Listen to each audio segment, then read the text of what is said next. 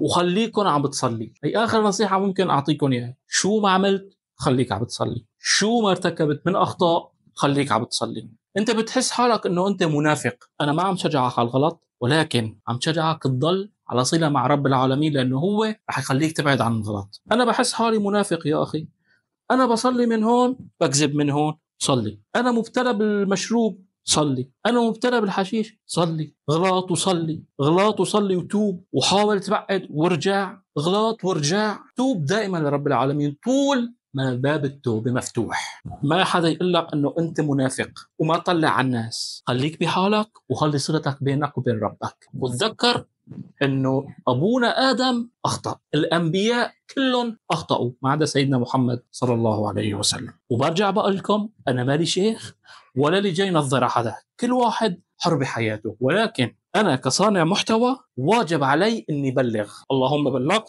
اللهم فاشهد. السلام عليكم.